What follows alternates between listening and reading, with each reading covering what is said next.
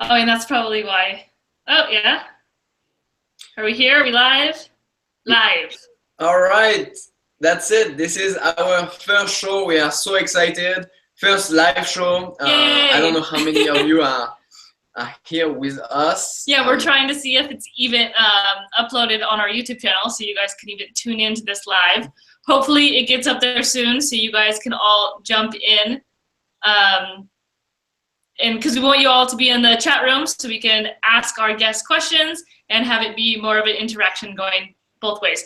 But maybe first, Gwen, we should start with saying what the show is about and what our thoughts and inspiration is for going forward with the show and all of that. So you wanna go ahead on that?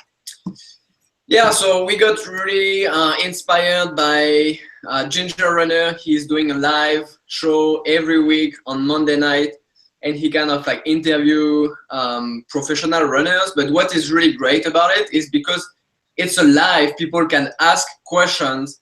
So it really create that community, and that's where we really wanted to kind of like, get inspired from that and create a community around the plant-based or like plant-positive movement. Mm-hmm. Yeah, and another one of our really big inspirations for this is Rich Roll. We absolutely love the Rich Roll podcasts and just the way that he's gone about advocating for healthy lifestyle and interviewing different people on the podcast who are just from a wide variety of backgrounds, doing epic stuff and just changing lives and inspiring people all around the world just to get healthier and pursue a life of their dreams. So he's another really big inspiration. And then our last one. Yeah, another one is also Sage Canaday, professional runner. He's just so amazing, and he does kind of like podcasts more about training, but he's definitely one of our inspiration. We always learn so much from him. So I think it's just fair to say, mention him in this first live show because he definitely inspired to do that. Yeah. So what our show is going to kind of be is like a big Mod Podge of all of the inspiration in our life into one show that is uniquely ours. So we are drinking drinks like they do in Ginger Runner Live and like Sage does, but we don't drink alcohol. So we've got herbal coffee. Yeah, tonight we have herbal coffee with some soy milk. Yeah. Yeah, it's cold today, which is weird, but so we're drinking a hot drink. That's what we're drinking. Hope you guys all sit down, enjoy the show. And without any further delay, we're going to introduce our guest tonight. This is someone who we have only connected with about, I guess it was about January of this year, so not even that long ago. We started to reach out on our social media and kind of begin this idea of building a Patreon and building a, kind of like a team of like-minded people who are doing cool stuff out there in the world. And our guest tonight, James, came to us and was one of our biggest supporters and also doing just incredible stuff. So James has been, I don't even want to, we're going to get into all of this in the show right now. But anyway, here we go. Welcome, James, to the show. So happy to have you here. And where are you at right now? I'm in Hoi An, Vietnam. I've been here about 3 weeks in Vietnam, about the same time as well. So it's early in the morning, 8 o'clock in the morning here. So it's another beautiful day in Vietnam. And I'm drinking. I just finished my instant coffee, which you embrace while traveling, as well as my bottle of water. Yeah, we can talk all about that because that is some of the coolest stuff that happens when you're traveling is all of the weird little different things. You were in Bali before then, instant coffee overseas is big. So I'm sure you're getting your dose of that. Yes. Cool. So you guys, just so you know, James is a runner. Maybe we can start a little bit just with your story, James, about how you, I guess, like when you started running, because I think that's really one of the things that connected us in the beginning is running and healthy food. And that's just, a really big connection for a lot of us here on our channel. So maybe you can introduce us to how you found running, how long you've been running, and that story. Yeah, I've been running. It's probably about 6 years now, 5 or 6 years, about 6 years. And I started to run because I was bored. I had been living in Colorado for a few years, and I was a big hiker. Never was a runner, but loved just getting out in the mountains on the trails. And I even remember to this day seeing people who were actually running on the trails and thought they were just the craziest people ever. I was like, how in the world are you running on these things? But of course, love to do it now. So, but I moved back to Mississippi for a little while, and I was sitting around, and I didn't have, of course, no mountains, really not that many trails. So I was like, I gotta start doing some stuff. And so I bought a bike, and then I would ride a bike around like up and down this little highway, but then I couldn't do it at night. And I was like, I gotta figure out something else. So I didn't even have a pair of running shoes. I just had like normal little shoes. And I was like, I'm just gonna start running, and just started running. And from there, it just slowly kind of kept on going, and just finally became a habit to me, and just started to be real passionate about it, and just kept on going. So funny, I got bored and I couldn't hike, so I started to run. Wow. And now my life. So was there any of your friends like that were in your immediate circle that were doing what you were doing out on the trails, or you just saw trail runners and it intrigued you? I just saw people running down the road, and I was like, heck, I can do it at night. I can't ride my bike. I'm just going to go out and run. None of my friends run. I pretty much ran by myself for years until finally, we get into this, I found a running community in my hometown, well, not my home, the town I was living. I had no idea it was there, and just, hundreds of people that I didn't know were out there running. So it was pretty much a solitary thing to me for a long time. Yeah, I think that's really crazy, because a lot of us live in towns. I mean, even here where Gwen and I live right now, if we didn't have the means of like the internet or something to bring the running community together, it's like impossible to find. And you can be running and living amongst them for years without even knowing. So, yeah, that's really cool how you got started. And just so everyone knows, Gwen has a computer right next to us, and he's in the chat room. So we do have a few people watching right now, and like if you guys have questions for us, for Gwen and I, or for James, just get in the chat room and ask some questions. This is our first live show, so we don't expect a huge turnout, but that's fine. We have plenty of questions to keep us going for a long time. We have about 2 live viewers right now. So you guys, the 2 people that are in the world watching that, don't hesitate to ask us questions. It's really fun. Cool. Okay, so that's your intro to how you found running. I guess maybe in your story next, like where did you grow up, and like where was this like seed planted within you that was about traveling? Because you're in Vietnam right now, you're in Bali, and you've kind of left your life back home to pursue what most of us consider the dream. So many people just really want to get out there and travel, and I know it's something that I struggled with for years. Basically my entire life I wanted to travel, and I just thought that it wasn't ever going to happen for me. I saw my friends doing it, and I just thought there was something inherently different about me and them. Like, I didn't have enough money. I was too scared to travel alone. And basically there was all of these mental barriers that I had that did not allow me to actually take that step into travel until I finally did. But that's that's a whole nother story. So what do you think it was for you that initially, maybe in your childhood, created this desire to travel? And then how did that all happen for you? Yeah, cool. Well, I grew up in a small town in the Mississippi Delta called Greenwood, Mississippi. And the Delta is an area that's where all the cotton, I grew up with literally a cotton field behind my house. The cotton fields are like in the middle of the town. So wow. I pretty much lived like a Huckleberry Finn lifestyle growing up. We played in rivers. We just, we're always outside, just, rope swings in the summertime. And we had like 3 rivers, just riding around in the country, just doing all sorts of fun stuff. So, but it's a very traditional place. There's pretty much a set way of life that's installed upon you when you grow up, and you're supposed to follow that path your entire life. And what? So, So, what do you mean? Like, what exactly is that path? This is also new for me. It's like a different world down there. yeah, it's definitely a different world. And there's even books about where I'm from. It's called like the most southern place on earth. Like you see like the movies, like they're based on like John Grisham novels, like Time to Kill and all those old like, movies from the 90s. I mean, they're based like they're like filmed where I'm from. The Wow. movie The Help, I don't know if you're familiar with that movie. It just, and it's, I mean, it's just straight up Southern. You kind of get that whole drift.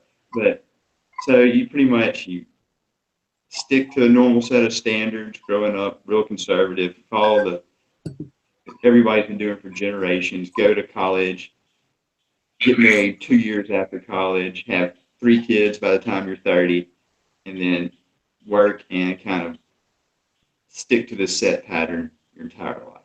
That's what you're supposed to do. And so, but of course, I followed that path, went to college, loved it, everything.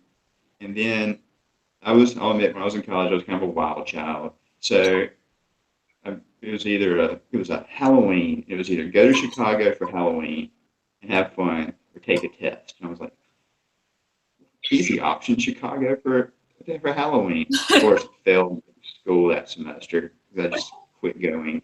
And so got in trouble by my dad. He was like, change majors, just find something easy and get out of there. I was like, Okay. So I take hospitality management, which is, hotel and restaurant management. I was like, the building is on Sorority Row. It's supposed to be fun. It's just a cool, relaxed, easy major. I mean, what's there to lose? So I switched to that. Next thing I know, I fall in love with it. I start making straight A's, and I was like, this is my thing. I love this. And it completely changed me. I went from this party boy to this, all I want to do is study and read about all this stuff. Wow. And so started doing that. So I was like, okay, I want to work in, hotels. They're my thing. So I started working in a hotel. I went back to my hometown. There's like this nice hotel there. It's kind of strange, but in the middle of nowhere, Mississippi, there's this kind of nice hotel. So I worked there just to kind of get my feet wet. And then I was just working like 80-hour weeks. That's just kind of part of it when you start out. Mm-hmm. Just working like crazy. And finally, after about a year or so, I was like, something's not right here. I don't have to be doing this. I need to make a change. There's more to life than going to school 90 miles away with all my friends, then come straight back home. There's more to life than a 90-mile radius. Yeah, and so to interrupt you real quick, yeah. Did you ever travel outside the country before this? Or like what was your traveling life like before this thought?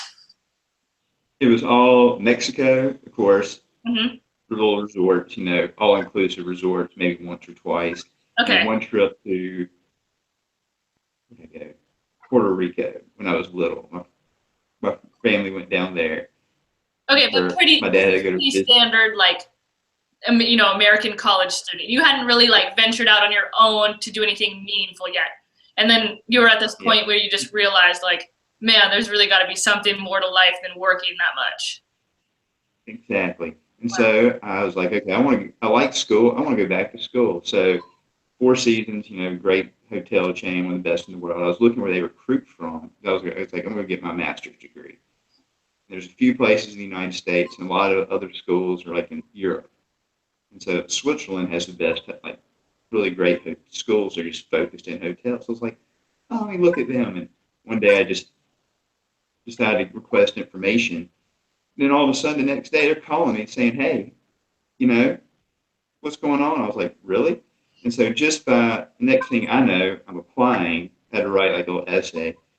And one thing leads to another. Next thing I know, like 6 months later, I'm in Switzerland. Wow. Going to school. So that was kind of my main thing. So my job knew I was leaving, just kind of slowly. So it was a big thing. I had never gone anywhere by myself, really. Always been at least close to home. And here I am, getting rid of everything, packing my suitcases, getting on a plane. My dad and my sister drove me to the airport and said, all right, see you later. And I was like, so I flew to Switzerland to start school. Of course, I just landed at the airport, had no idea what was going on, anything, trying to get on trains and get myself to where I'm supposed to be. But the school was real cool. There's about, I guess, how many students were there? But it's in a valley. There's a valley, and then you just go straight up a mountain. And the school's like in a little village, kind of right below a ski resort area. So I was out there in the mountains, wonderful, cool hiking. But the school, there's hardly any North Americans there. A lot of people from Asia. I think the South Koreans had the most, about 90 people were there. But it was just people, Middle East, all over the world were there, Africa.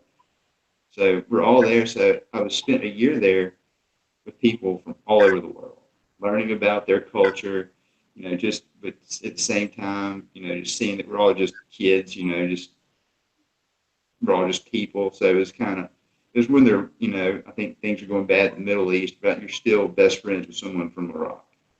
Wow. Hanging out with him. So it was cool. It was a great learning experience. So that kind of set the seed of, okay, there's a huge world out there. And it's not just. I think that, sorry to interrupt, but I think that to backtrack a little bit, that small decision, or maybe you didn't even think of it as something really big and meaningful, but this idea that Switzerland is an option, right? I think lots of Americans don't even, when you're researching schools, you see that there are schools in Switzerland and everywhere else in the world, but then what was it that allowed you to actually think that this is something you could do? And then the second part of the question, I guess, would be, once you did apply and you decided to go, how did all that work? Is it the same as the US with do you take out loans, or did you pay, did that stress you out at all? Having to deal with all that, and did it go smoothly? I think that holds a lot of people back. Let's see. What was the first part of the question? I got the second part now. Oh man. Oh, so what was it that allowed you to, why did you think that Switzerland was even an option? Right?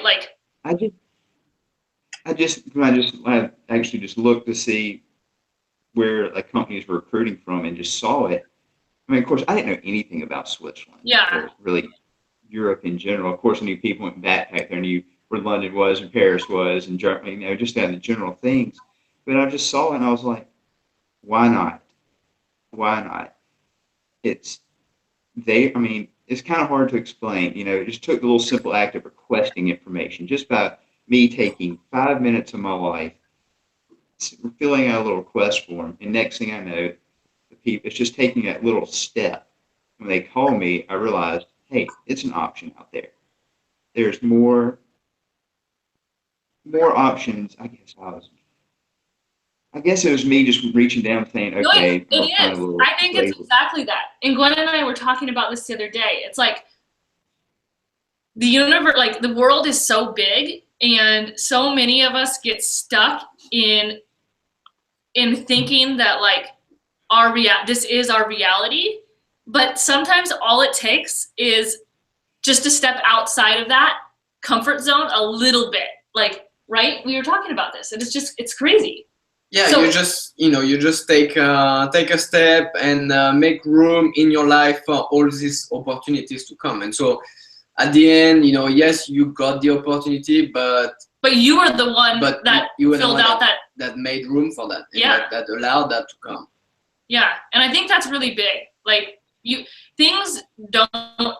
People ask us all the time, how do we get this life? How does all this happen? All these amazing things. We do have an amazing life, but there's something about it, right? There's something that got you there. I think it is just taking that first little step. So yeah, that was really cool. Sorry to interrupt you. So that's pretty cool. So I guess moving on to the next part of the question is then did everything go pretty smoothly?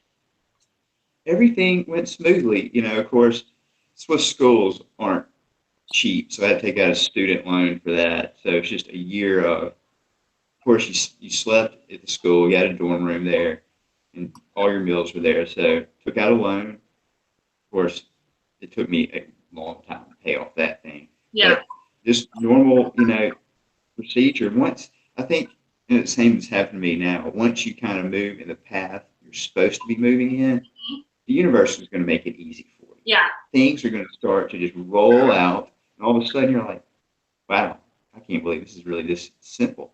It was smooth sailing. I couldn't even believe it. And so everything went fine. I had to, of course, the school is different than like American schools. You had to wear a suit every day, be clean shaved every day, short hair. I mean, it was, you were at school. I get there at 7 o'clock in the morning for breakfast and stay till 9 o'clock at night. So it was intense. But Wow. it was a great experience. Yeah, that is really different having to wear the suit, and it's like professional. You know, we don't have that. It was professional. I mean, maybe I don't even know. Maybe law schools. Maybe there's some like that, but that is really different. Holy cow. All right, cool. So now you're, you know, I think your world is expanded. You're in Switzerland. What was the next move in your life after that? Well, so I was in Switzerland, so we had summer break. And so I was like, okay, I got to figure out something to do. And my French was getting better. I was living there, taking French, and I was starting to just a little bit. But the school was in English, so that helped me out big time. Okay. Maybe I'll just go to language school in Paris and kind of for the summer I better my French. And I was kind of looking at the cost. I was like, maybe. And I've always been interested in helping and volunteering, but I've never really had the opportunity to do it. And so I was like, you know, I love animals. I was like, okay, I'm going to Google Africa volunteering. Maybe I can get involved with some helping some animals down there, people, something of that nature. And I came across a website about helping penguins at a rehabilitation center outside of Cape Town, South Africa. I was like, all right, this may be a possibility. So I started researching that as well, and some other places like Ghana, helping the elephants, or just, you know, all through parts of Africa. And I kind of was like, all right, I narrowed it down to the penguins and then the language school in France, and kind of see if one would be less expensive. Of course, France is a little more expensive, and Paris definitely than South Africa. Like, all right, we're heading to South Africa. So I got a flight to Cape Town, and just went down there. I applied, signed up for the volunteering, and this man just met me at the airport. I mean, I could have been kidnapped. I just found some random guy at the airport. He had my little name on the sign, and he dropped me off at this house. He's like, "All right, you'll be staying here for the remainder of the summer." I was like, "All right, here we go." I mean, and so but everything was fine. But I worked 5 or 6 days a week at a penguin rehabilitation center with mainly South Africans, but also a few other people from around the world there. And all that we get, they would bring in penguins that had oil on them, or been bitten by seals, or were sick, and we would kind of scrub them, clean them, feed them. You have to force feed them because they won't eat naturally in captivity. And drain the pools, scrub the pools, chop up fish. And so we just kind of got them back healthy. And I spent the summer doing that, but at the same time, got to see a whole different world of South Africa that never thought I'd see. So that also broadened my, desire to travel. I was like, okay, and just seeing people, I was just unaware of how the poverty level in South Africa really is outside, kind of like the little or upscale residential districts, but just seeing the happiness of people who have nothing and just living in shacks with no electricity, and just seeing that spirit of people made me want to, brought me some happiness, just made me want to keep on venturing out to see more people, what they're doing, and just how they can get happiness just from the simple things in life. So that kind of also set kind of a seed in me to say, okay, it's not all about working your tail off and having a big house with a yard man. It's about, you can be simply and just be happy. So that's all. The South African people kind of planted that seed in me. So I can always be grateful for them for that. Wow. And that's, what were you going to say, Glenn? Yeah, so then after that, how was it? Because you went back to school after that. That was just the summer break, right?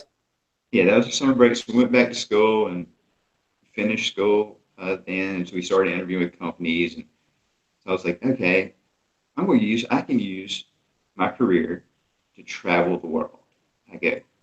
It's an opportunity. I can go anywhere in the world but this. There are hotels everywhere. Like Asia was blowing up at the time, but still is. And they're massive, like some of the best hotels are in Asia. I was like, okay, I'm going to use my career to get to Asia and work there eventually. Of course, you may not, eventually I'll get there.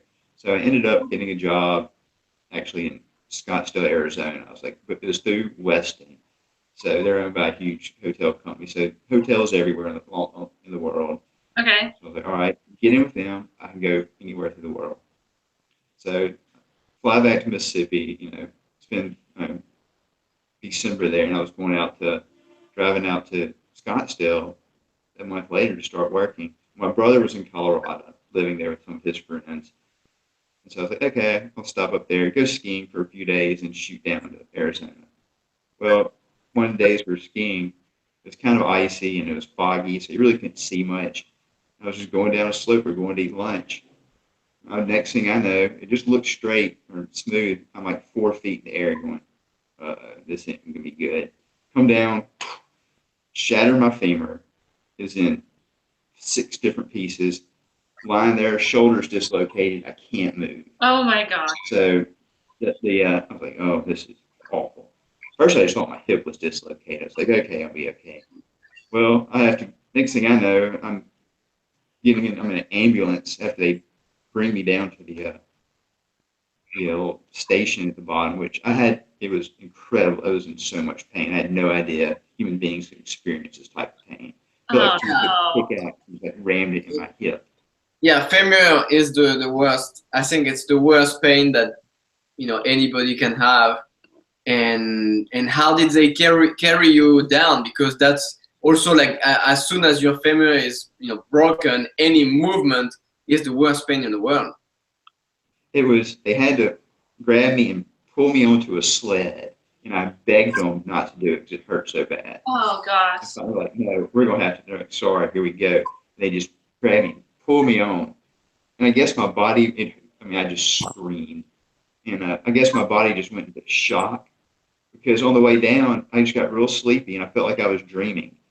I didn't feel any pain. It was just like I was in a daydream, just going down. Wow. It was the strangest thing. So they get down, and they're like, yeah, this guy's like in pretty much excruciating pain. And the ski patrol guy even told the doctors later, he's like, yeah, we've never seen anybody in this much pain before. But then they still had to lift me again to get me off the sled onto the bed.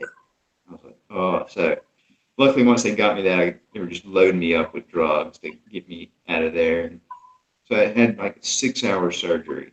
They had to put my leg back together. So I have a metal bar that runs right above my knee all the way up through my hip.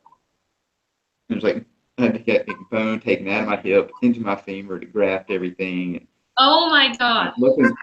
Luckily my shoulder went back into place, but it still came out again when I was leaving the hospital and they couldn't get it back in. So I had a whole little, okay, that happened, which I can't believe the significance of that. And so, of course, can't go to work, back in Mississippi in a wheelchair for 3 months. Can't walk, stuck there. So I went from having all this independence, living in Europe, going to Africa, saying, okay, I'm on my own from now on. I can, it's time for me to take on the world.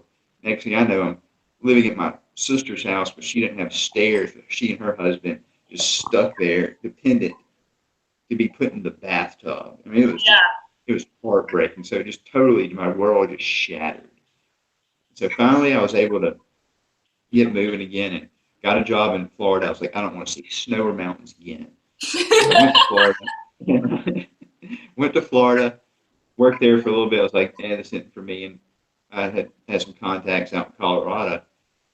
This gentleman at this hotel out there, it's a big hotel, and he's like, come out here and work for us. So I went out there and started working for them and worked in Colorado for a few years, but it was intense. I had a cool job, but you were still working 80 hours a week, really high pressure, so high pressure, I would get nosebleeds, my vision would go blurry. I mean, people would have to go to the hospital to work there because of stress. Oh my gosh.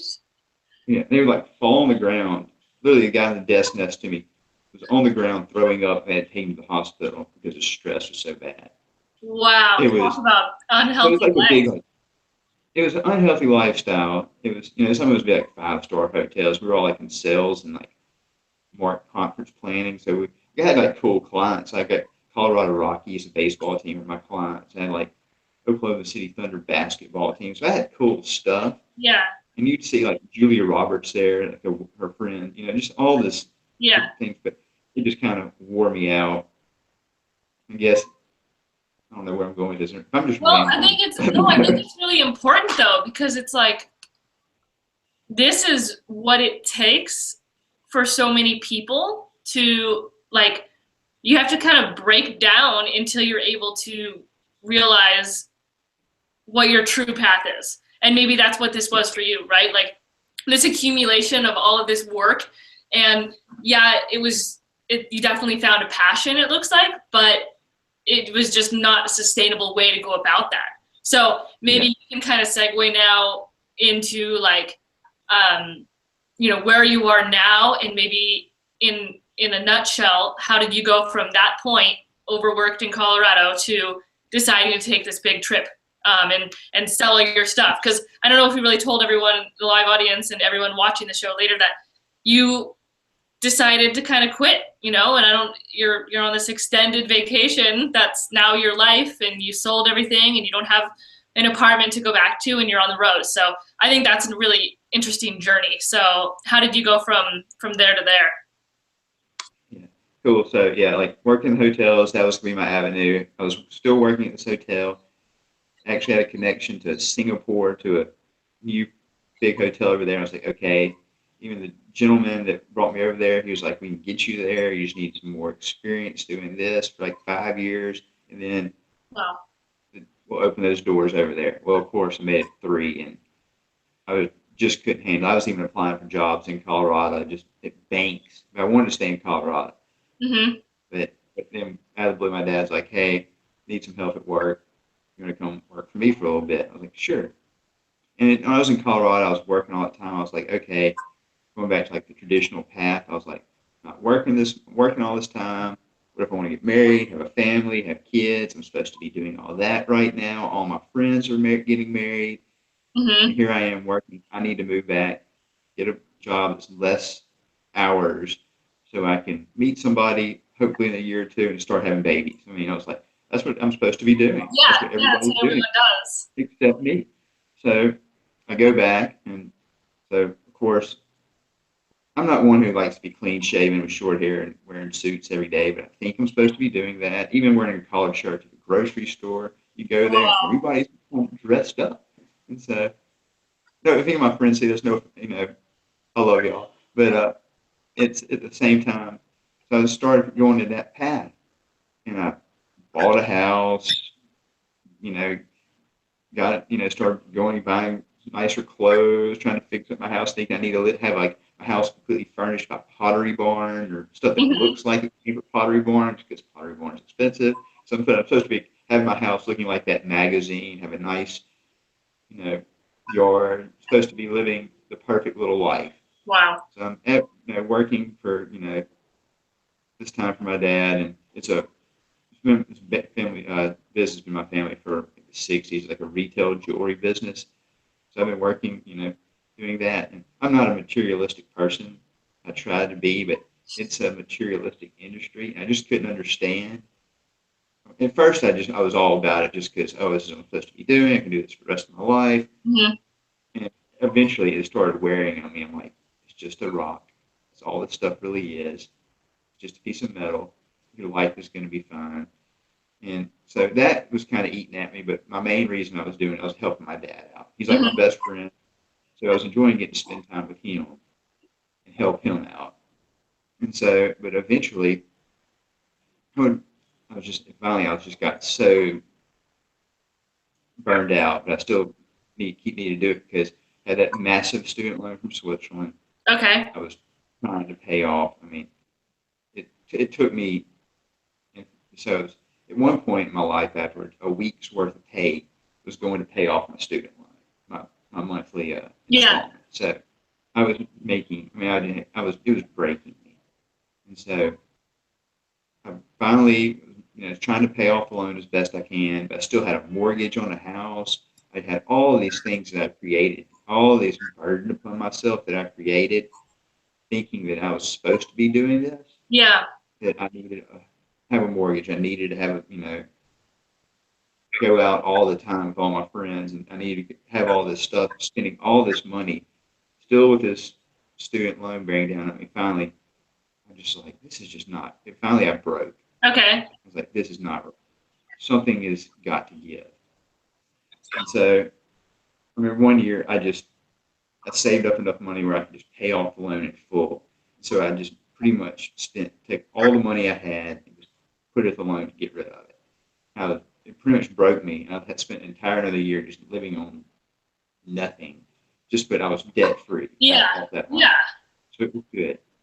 And but I started to venture out and get away from, kind of trying to get away from like the set rules that were kind of upon me. Okay. And so I remember at the same time I was always running. It was like my big kind of mental release from all of it. I was out there, I'd go home at night, run 5 miles, and I was always finding that as a source to calm myself down and to be with myself and kind of figure out things more and more.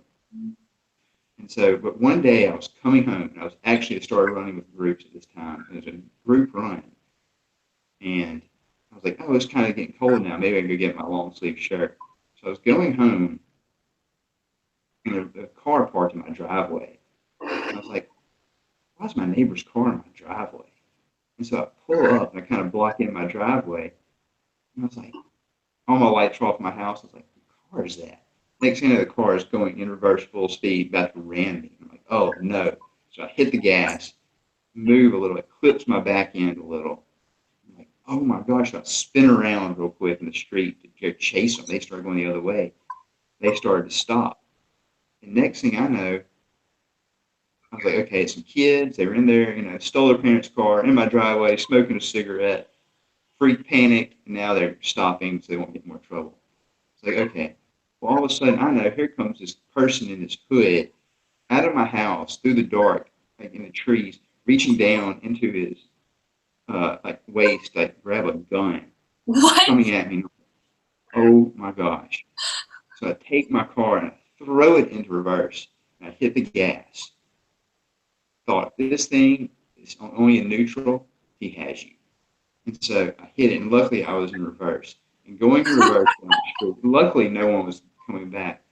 I go, here come the bullets. I was honestly bracing myself, waiting, listening for the sound of bullets start to hit the windshield. I thought, this is it. Here we go. So, but fortunately, when I started going away, he ran, jumped in his buddy's car, and they drove off. And I was like, okay, not chasing them. Oh my gosh. Police come. They broke into my house, had my door kicked in, TV stolen, and some other stuff. Kind of ransacked my bedroom, looking through, boxes. Luckily, I started already embraced like minimalism, so I got rid of so much stuff. I was like the worst house they could burglarize. Yeah, wrong house, buddy. Yeah, they didn't get much, and but then so I went through all that, and I realized that this whole problem has been caused by stuff. These people wanted my stuff. And I have all this, they thought I had a lot of stuff. I didn't once they got in the house. But I was like, there's a problem right there. I've been focusing my life on stuff because I'm thinking I'm supposed to be collecting stuff. And it's caused me to think I'm going to die at one point. And it just totally just blew my mind, and it's changed everything from right there. So that was another huge catalyst, these horrible things going on. So, I mean, if I didn't have that skiing accident, I would have probably still been working in like the hotel industry 80 hours a week somewhere. And that horrible thing led me to being back home eventually. And then this other horrible thing pretty much led me to being right here. And wow. So that kind of... Yeah. Keep going. So that kind of set the catalyst in motion for me saying, okay, we got to undo this mess. Here we go. By that time, I started like meditating a lot and reading a lot about, minimalism and Simplifying Your Life, and I read some different books, and so I was already starting to grasp some of this, and this just really hit it home. And I just kind of started. I was like, okay, we got to undo this mess you made. It took a while for me to undo it, years. Yeah. I created this whole life that wasn't for me. It was against everything I thought. It didn't align with my beliefs. All these actions I had been taking deep down, even though I didn't know it, weren't aligned with myself, like my true self. Yeah. So I was sitting here building this life that was just a mess. And so that, long story short, led me to being right here a couple years later. Wow. I mean, your story is like so intense. That's some deep stuff. And I mean, what's really cool, but what's so cool about it too, is that I think that it's these low points that so many of us experience that bring out the best in us. And a lot of the time, the lowest points in our life are, when you look, they're the best parts of our life, because they're the points that force us to like become in alignment with what's truly important to us. So I guess I definitely want to say to everyone watching and all the people that will watch, just like, if you're experiencing something in your life that's right now or that's approaching that is, you feel like it's the biggest thing in your world and you're scared about it, I think, your story, James, and I've experienced this too, but there's part of that scariness that you could look to as an opportunity, and this is really an opportunity to change your life. And, the world is going to provide something epic. So what was that for you? Like, you decided that was like, okay, I'm going to travel. Like, what was it? Yeah. And I noticed it took me a while to realize this, but in my spare time, I'd always get on the internet, I'd read travel blogs. Like, there are people all over this world who are traveling and writing, blogging about it. So I'd sit there and I'd read some of these blogs, got into a few of them, and I'd always make these little bookmarks in the folders in my computer about, one was travel, and one was volunteering, one was minimalism, and all these different things. And so I had all this stuff saved in my computer, all these different trips always made up. It's one day, I was just dreaming. I was still kind of living the life I thought I was expected to live. Then one day it hit me. I go, dude, everything that's important to you, you've been reading about for years, making all these bookmarks in your computer. I go, answer all your passions and the stuff that maybe is authentically you is sitting in your computer on your bookmark little shelf, on the top tabs. I go, everything is right there. Yeah. That's what you should be doing. It took me, and all of a sudden I was just a light went off. I was like, there it is. Wow. I'm going to do this. Wow, that's so cool. And I mean, I'd been working on it for years. My true self had been calling out all this time. Me just playing on the computer, putting all this stuff. Had been saying, here we are. The universe was giving me signals. I just didn't know it. This is what you need. Is important to you. It's not this or that, all this other stuff you were doing. And it was sitting there for years, and I did not know it. Yeah. Did not know it. But so once you realized that, was it a total switch where you realized it and never went back, or you realized that but you were still scared of it, and it was kind of hesitation steps, the first few steps? It wasn't really hesitation. I knew it was going to be a slow process. And so I didn't tell anybody, but I started kind of fixing up my house to get ready to sell. I'd be out on the weekends, painting the trim and doing little things, just trying to get little things ready and starting to get rid of stuff. I could always be at the Salvation Army, just dropping off loads of stuff and doing research about where to go. And one day, finally, I was like, okay, I still own my house, but I did sell it. I think maybe right after I sold it. I was like, okay, time to make a move. And at one time I did apply to the Peace Corps. I was like, I'm going to help out people. I got put on it was a year before that. like noticed, okay, you may be going to Uganda, your consideration there. My dad freaked out and he didn't want me going to Uganda, and I was like, okay, I won't go. So I had to like pull up my application. So I started doing all these little things after that, kind of privately, to get myself ready to go. And one day I was like, okay, I'm going to Asia. Always wanted to go. I'm going to Asia. And so I just booked. I found the cheapest ticket to Asia I could find. And I was like, I'll figure it out from there. I was like, do I want to go there? I just didn't know where I wanted to go. I was like, okay, the cheapest ticket was to Jakarta. I was like, okay, from Jakarta, I can get on just a low-cost regional carrier to get anywhere. So I just booked it, not knowing anything else after that. And so, eventually, I ended up deciding which close enough was Bali. After just, in Bali, funny, it was like one of the tabs I had in my computer. But so I had that planned, not really planned, and so just kind of led to there. But then finally, I did, after a few months, tell my dad. I was like, okay, I wasn't going to tell anybody for like 2 weeks before I did it. But I knew I still had like another whole year before I left. Okay, yeah, that's what I was gonna ask. Like, how far in advance did you book that ticket? That's pretty crazy. It was about a year in advance. Okay. To book the ticket, so I knew I was going. So it was there. Just no one else knew. And so this whole time, I sold my house, moved to an apartment, didn't cost much money to live there. Small, got rid of everything, gave away my couch. Of course, I don't have TV or internet. I had internet, just no TV. So but eventually, I didn't have hardly anything. I was just giving stuff away secretly. And my little apartment was just bare. By the end, I made a damn good with my bed. It was an air mattress time, so everything was gone. I was ready to go.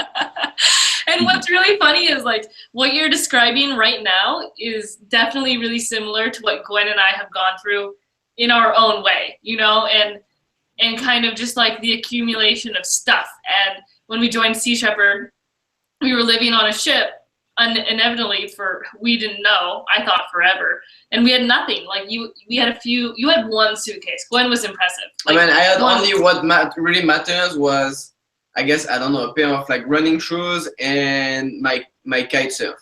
Yeah, and so it's like getting rid of all of this stuff and then,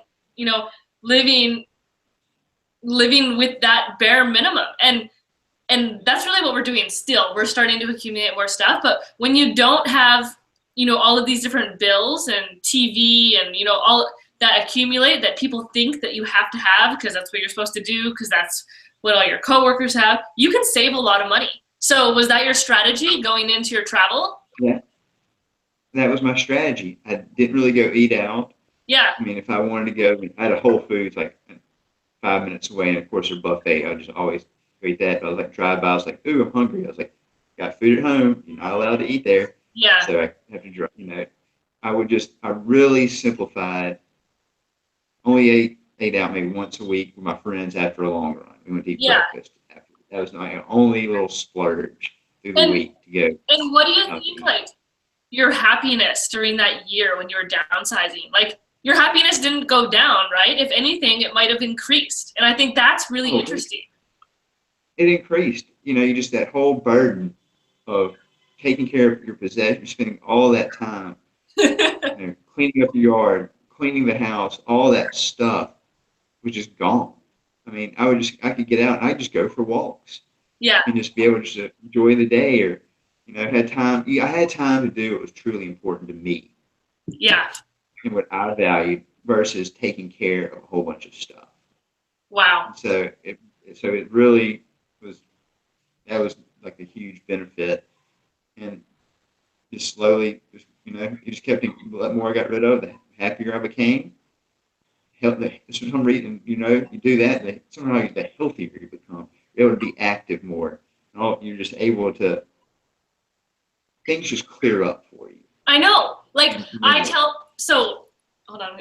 So I really tell people that one of the most liberating and like happiest experiences that I've ever had was getting rid of my cell phone. This is the weirdest thing, but when I left and went volunteering for Sea Shepherd in Australia, I didn't have a phone, along with a lot of other crap. But just that single aspect of not having a phone and not having all this stuff to worry about is so liberating, and it's so much more fun. And now we don't want to go back to having more things and more, we each have a phone. So I think that's really, inspiring that you were able to do that. And then you've clearly taken that whole approach into, your travels, because definitely, we don't want the show to go on forever, although I would love it to. I think that we want to try to keep it to a little over an hour. So maybe the next section of the show, we can talk about your philosophy with your traveling right now. Clearly, you're traveling pretty light. Okay, first we have a question for you, James. Okay.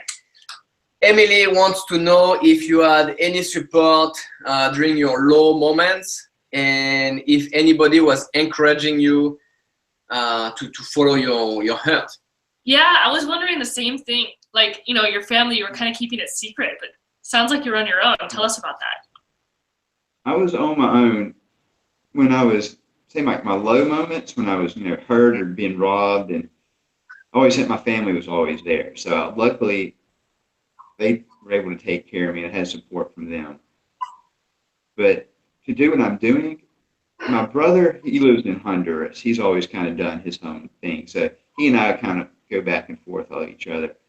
My dad, love him to death, but he referred to me, I'd be working in an insurance company playing golf on the weekends with the family and 3 kids in a house in a suburb. He would prefer me to do that. So I really had to didn't have any support about this trip really besides my brother and travel blogs that I would read to kind of keep encouragement. So do you think those were your, that was your support? Like, you used your brother in the low points, and then maybe also getting on the travel blogs when you felt down, right? These people are out there doing it. There's things like, this is possible. It's not you're I guess you start kind of knowing the person that you are more. The more you get rid of stuff, the more it's healthy you become. You start understanding yourself better. And it's right for you, and you really understand that since it's right, what you're doing is right for you and what's authentic to you. You believe in it. You're kind of your own support system. Yeah, I don't need to. Yeah, and I think be able to go. I think what you're about, what you're getting at, it seems like it's not necessarily about who you have in your life, but it's like the mental structure and what you choose to fill your mind with. Because as soon as you hit a low moment or something bad happens to you, like your house getting robbed, you could choose to fill your mind with all of that and perpetuate that cycle of negativity. And so many people do that, and then it keeps them more stuck. But instead, you chose, and you still do, I think, to get out of that situation, right? You make that choice when you're in that moment. Do I want to continue down this path of just thinking, man, that sucked. I just got robbed. I don't know what I'm going to do. I'm going to have to work more. Going down that path, but you chose to take this other path that's right here. It's probably the more difficult path to take because it's not presented in our culture as the way to go. But instead you said, okay, that's it, maybe, but I'm going to move forward, and this is what I want my life to be. And you still always kept that vision in mind, and that it worked for you. Yeah, it worked for me. It just, with suffering, there's always joy as well. So, had that, but I said, okay, there's a lesson to be learned. There's something valuable you can take out of this experience. And that was my lifestyle caused this. And so it allowed me to change it. So, I'm trying to think. Wow. Cool. So, okay, I'm loving this. It's such a cool story. It's so fun, your travels and everything. So did you end up flying to Jakarta before you went to Bali? Yeah. Yeah? Okay, so then how did that go? And then and how much stuff did you bring? What do you have with you? I have, let's see. I flew to Jakarta, and I didn't know where I was going from Jakarta. And finally, I was reading this blog. It was called Yoga Nomads. And I'm into yoga just as much as running. I love both of them equally. I'm running a little bit more, but so I was reading their blog, and a couple of travel blogs that are talking about Ubud, and they're all digital nomads, so all over to work there, and just about the whole scene. I was like, okay, that seems cool. I can go there. I was like, buy a pass, go to the yoga studio, work on my uh, work on my practice. Yeah. And at the same time, and then I realized I was there. I was like, okay, we'll go there. Kind of did some research on the town and found out the yoga festival will be going on at the same time, and I've actually got a volunteer spot for that. Work there for it. So like, okay, Bali is where it is, and I kind of like that. It's one of my big things, like to know, like, where am I going to go next? Where am I going to go next? Yeah. I need to start planning. But I couldn't figure it out. It's bringing me so much stress. And finally, I just told myself, just go to Bali, and it'll reveal to you where you need to go. Just get there.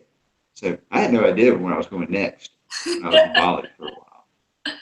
And so I just got to Bali and kind of stayed. I was able to get a 60-day visa and stay there for a couple months.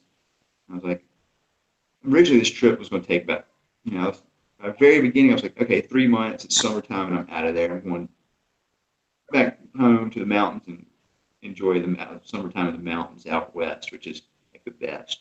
But so I was like, all right, so I spent my time in Bali, then Vietnam, which is where I am now. I thought I was like, okay, I'll go to Bali, hit up Malaysia for a second, Vietnam, Philippines, shoot home. Well, that's all blown out the window now. So I'm here in Vietnam right now. I brought with me, I have one backpack, I have a few pair of shorts, 4 pair of shorts, 5 shirts, a pair of sandals, my running shoes, another pair of shoes, and then some soap and shampoo. And that's I do have 2, yeah, so that's been enough. You've been great with just that much. I've gotten rid of stuff. I have 2 luxuries I bring with me. I have a travel yoga mat and a battery-powered beard trimmer. Those are my 2 luxury items that I allow to sell. That's awesome. So yeah, but I'm living off savings right now. I worked hard to get pay off my student loan and get myself sell my house and get off that burden off from me, and we cut down all my expenses and just save and save and save. And so right now I'm sold my car before I left here, got rid of everything, either sold it or gave it to the Salvation Army. So pretty much I have what I have with me here, and I have a duffel bag at home. It has my in my parents' house, cold weather, running clothes, and my camping gear. I go, okay, that's important to me. I'll keep that. And so I'm sure once I get home, I'll be like, I have so much stuff because I'm so used to having nothing here. So, wow, that's insane. That's so cool. So yeah, I want to hear what's next for you, and also, well, yeah. First, tell us what's next. What's next is so in Vietnam you have 30 days. So I've been here for 30 days, almost 30 days. So I go to Ho Chi Minh City this weekend for a few days, and then I'm flying out. It's a big secret. I'm not telling anybody at home. So only people would see this. I'll glasses out to all my friends and family after I leave. But I'm going to India. What? The 1st. On the 1st, so that's just in like a week. Yeah, in a week. Where are you gonna go? Where at in India? That's the secret. That's the secret. I won't divulge that. Okay, so we'll have to just follow you on Instagram to figure it out. You got to follow me on Instagram. There'll be a few stops on the way, but it's going to be cool. I'm really looking forward to it. I'm not one that buys travel books, but I had to for India because it is so confusing and it's just so much. And so I've done more research on this than Vietnam. I hardly even planned. I just showed up here and had like 5 nights booked at places, and then just kind of figured it out from here. Yeah, I think that's something I would like to share with our viewers, just from my experience, my small experience traveling so far, and from exactly what you just said. Like maybe the first, if you guys want to travel and you want to get out there, and it's pretty scary at first, but what you did and what I did that I really like is maybe plan your first 5 nights, and just so you make sure that you give yourself this little buffer of security. You know you have a hotel. You know you could stay in your hotel room, right, the whole time if you wanted, and you know you're going to be safe there. And then the first place that you went, maybe Bali, you know, you wanted a little bit more structure, but then as time goes on, it's like it goes out the window, and now you're in Vietnam. You don't even like, you know, you didn't even plan that, and that's totally how it was for me. And I think that that's inspiring because it's like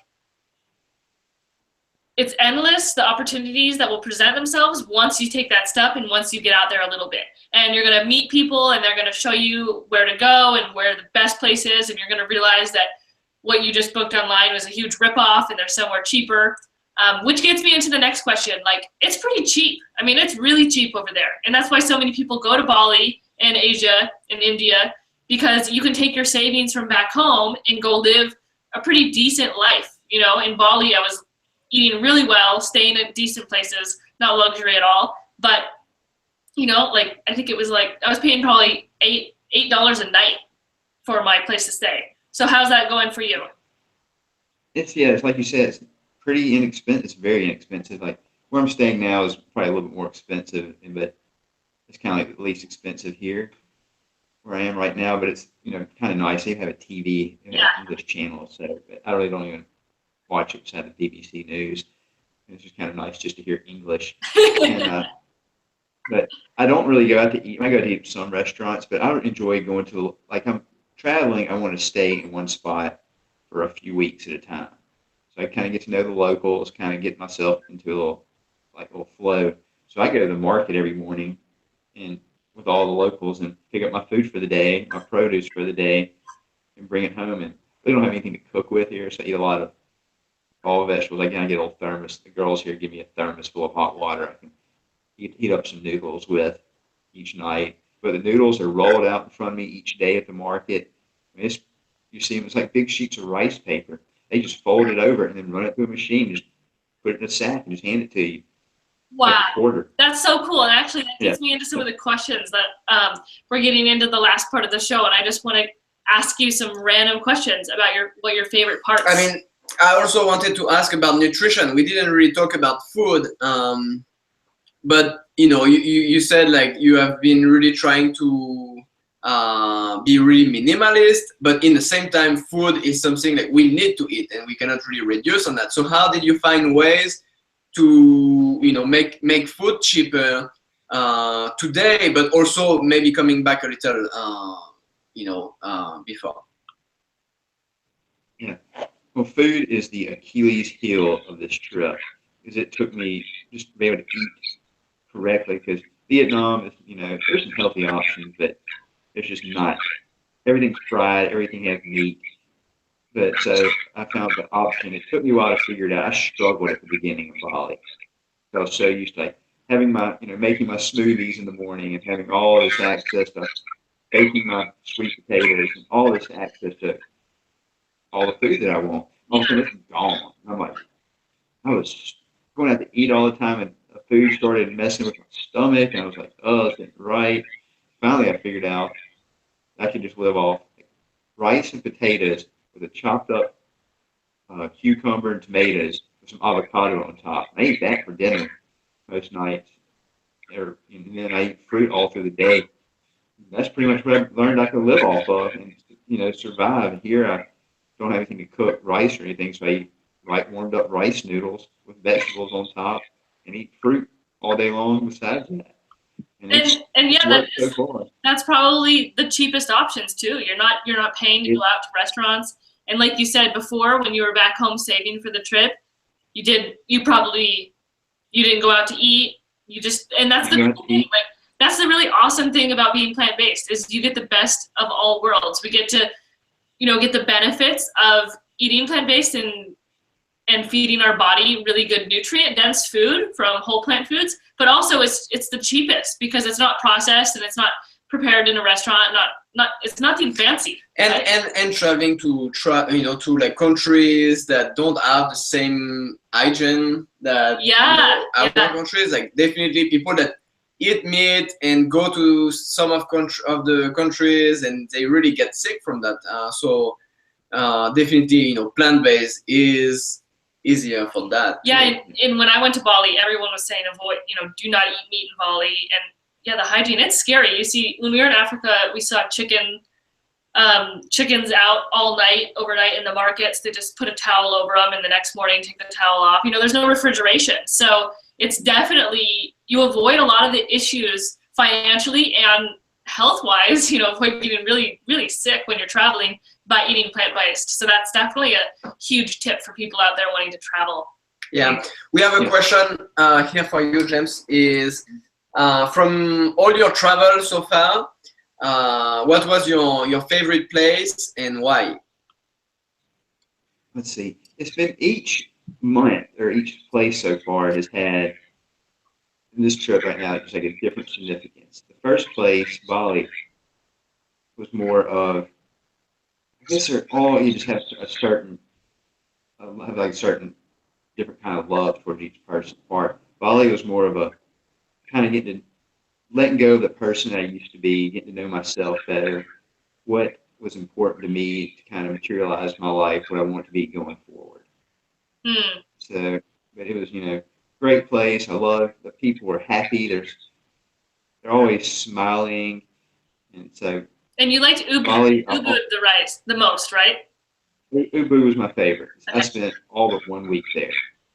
And here in Hoi An, I'm finding out that I'm probably fitter than I've been in a long time. Because I'm able to do swimming in the ocean. I'm running through the rice fields. Biking everywhere. There's a yoga studio right where I live.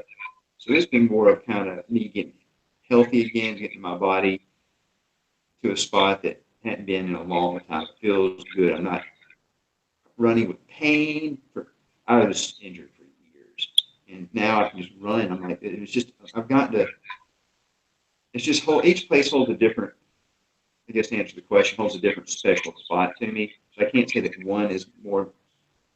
I like one better than the other. They're all just truly special to me. They've all been able to give me this certain gift that I'm realizing. Each place has given me this wonderful thing that I didn't have before. So I can't that's a really cool answer. Yeah, and another question that is interesting is like, were you ever tempted to say, I feel good here, this is where I want to be, and I think I'm going to stay here? Not so far, because it is hot here, and I like to run all the time. I mean, I get in Vietnam, I can get like an hour and 20 minutes in. It's my longest run, and I am soaking wet. My pants are just completely saturated. I'm just brutally covered in. The locals will just stop and kind of look at me like I'm crazy because I'm soaking wet, like I jumped in a swimming pool. So no places. There's no community of people who like to run and be healthy, really. And that's something that I do value. And this is great doing all this what I'm doing right now, but I still want to have that kind of community. And they just don't have that here. What I've experienced so far. Maybe it's going to be another place. Yeah, maybe India. Yeah, I don't think so. The food in India I'm kind of worried about as well. I'm going to eat at restaurants more. So I've kind of downgraded where I'm sleeping. And Ricky Gates, him running across the country, have you been following Ricky? Yeah. Yeah. I was looking at pictures where he's sleeping, and I was like, okay, we're gonna embrace little Ricky Gates in this. So every kind of portion's been different, and kind of first off was kind of getting to know myself better, releasing the person, all these ideas of what I thought life was supposed to be. Doing that in Bali. Here, I'm getting fit, healthy, and just really having a lot of fun. And now, these next couple months, I've had to do a little more planning, I thought, even after India, because just to kind of, I realized that summer months and airline tickets are starting to go up, so I had to book those early and kind of figure it out. And I will tell you this trip was just eventually just a Southeast Asia trip. Now we're just taking it all the way around the world. We're going all the way around. And so the next little portion is more of the kind of adventure, kind of really getting out there. But we're also bringing back some of the hospitality industry into it. So I'm excited about that. I realized this week that I go, you always wanted to use the hospitality industry to travel the world is still there. Yeah. You know, I have a little gig where I'm working in a place. They give me a bed, breakfast, and vegetables as payment. So I'm like, oh, right. So that's what I get paid to work for 4 hours a day. Where's that at? That's a secret. Oh my I'm not going to divulge everything. That is that's so cool. Actually, that's in July. So, Okay. So we got some little things going on. So I realized, because I've always wanted to get back in the hotel industry, and because it's what I'm passionate about, and I go, I don't have to work in 5-star hotels with a suit on, running around all day. I can go work at these places that are kind of have the same kind of value structure that I have, and do it. And I've just kind of figured it out. And I just sent this place an email, and like that night they replied back saying, "Come on, here's what we'll give you." I was like, "Heck, a bed and vegetables. I'm good." Yeah, and once you have your housing and food paid for, and you only have to work a few hours, you said 4 hours, right? 4 hours a day. Yeah, then that is that's paradise, because now you get to experience the best of both worlds. You get your feet in the water in the hospitality industry and to see if this is something you still want to pursue, but you have half the day that's for you to have fun. And that's what we've been really enjoying right now about life, is like not working a lot and just, having enough, but not a lot of money. It's just enough, and it's so much the quality of life. Like, I can't say enough about following your passion and just taking that leap of faith and doing what you've done. It's been it's so inspiring. So it's making me want to get up and travel, which we are, but not quite to India yet, which would be cool. Okay, should we get into these questions? Yeah. Okay, so you're definitely going to be put on the spot, James. Sorry, because you're our first viewer on the show, so you don't get to cheat and find out the questions from everyone else's show. Okay, so just answer with whatever comes to mind as quickly as you can. We don't have a lot, so don't worry. Okay. What is your everyday breakfast? And I'm not talking about really right now while you're traveling, but just in general in life. What's your everyday breakfast? What I was eating every morning was rolled oats with banana, with a little soy milk, with some chia seeds and flax seeds on it. And sometimes I would I like to eat raw spinach, and I would throw a little raw spinach into it as well and eat it. Whoa. That would be my breakfast. And then, sometimes a smoothie. Okay, cool. And actually, we'll make this a two-part question, because I think your breakfasts are pretty cool where you are right now. So what are you eating right now in Vietnam for breakfast? Normally I get a plate of sliced cucumber, tomato, and onion, a baguette, 2 bananas, and some watermelon, and a cup of coffee. I ate like a quarter of the baguette, and I kind of saved the rest throughout the day. But today I was told I'm getting Vietnamese vegetarian food, which is noodles and vegetables this morning with some tofu. So I was told I was getting that, so I'll be having that this morning. I don't get to choose. Wow, that's pretty cool though. Yeah, what a variety. Oh, yeah. You get to kind of just get what you get when you're traveling and make the best of it, which is, I love that. The baguette. We're gonna be eating some baguettes soon. Okay, so this one's kind of crazy because you've told us about it already, but bucket list travel destination or spot, like top of the list, craziest place you ever want to travel or go to. Oh, I want to go. Of course, y'all have been there, all 7 continents eventually. So Antarctica, I'd like to do that. Or I'd like to go up further north, kind of like up into the top of Norway or Sweden or Finland, up to that region. Cool. Yeah, we would love to get up there too. Okay, sweet or savory? Savory. All right, nice. Go ahead and take some of that one. I'm a sweet person all the way. Winter or summer? Oh, summer. Summer in the mountains. Summer in the mountains. Summer in the mountains. That's my answer too. Not summer in Bali, that's for sure. Or Florida. I've discovered that. All right, favorite healthy meal? Favorite healthy meal, stuffed sweet potatoes. Nice. Yeah. Yum. All right, dream job. Working in the hospitality industry in a like an eco resort or eco lodge with a focus on like sustainability and just kind of one with environment. Cool. Yeah. We're going to hold you accountable to that. Watch in like 3 years, that is where you're going to be. I promise you. All right, last question. Favorite ice cream flavor? Rocky Road. I don't know if they can, So chocolate with, this is back when I was a kid and I couldn't eat it now. Chocolate with marshmallows and pecans. That was such a good Rocky one. Road. Glenn doesn't even know what that is because No, it's such an American thing. So it's chocolate ice cream with marshmallows and pecans, right? Is it pecans or some kind of nut? Nut, yeah. Okay, yeah. That was my favorite as a child. Yeah, Nice. That and then orange sherbet. Those two are my Ooh. favorites. Yeah, I like that too. Orange sherbet. Yeah. All right. Well, I guess that's kind of it for you. You did great. Thank you so much for answering our random questions. They're going to develop as the show goes on. We're just like, what would be really cool to ask James right now that we don't know, and that would be fun to ask whoever else we have on the show later. It's going to evolve. So that was a lot of fun. I seriously could talk to you all night. Like, we would have no problem. We're going to have to Skype more and find out all about your travels when you're in India and, where else. So where can people follow you? I know that you have an Instagram account. Is that what you've got? And what is it? That's the best. It's JW Russell, JWRUSSELL,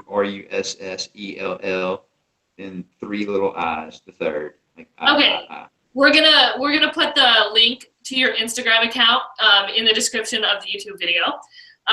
So that is your main social media, right? That's it. Yeah. Cool. And yeah, you post some really cool photos of your adventures, and I'm sure we'll see lots more from you in India. We'd love to. So anything else that you wanted to say about that? Well, no, I think that's it.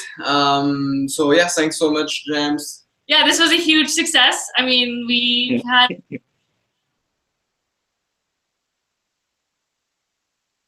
Oh, to lose y'all?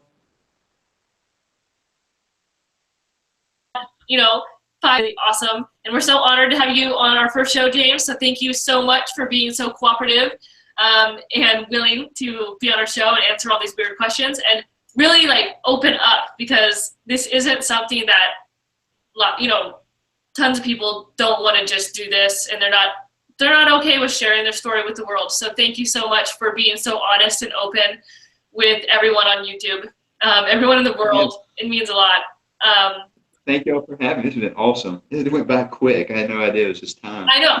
No, seriously. Yeah. We could chat forever, and I would love to. So thank you so much. All right, so to end the show, we're going to give you a little update. We are going to continue to be doing these shows every Wednesday night at the same time. When we're in France next month, we're going to adapt it a little bit, and we're going to take the opportunity to interview people that are also in Europe. So we'll be on a totally different time schedule. We'll be on their time. Other than that, we're going to be doing them Wednesday nights at 6 p.m., going till about 7 p.m. And who do we have next week? Yeah, so next week, our guest will be Josh Lajoni. He was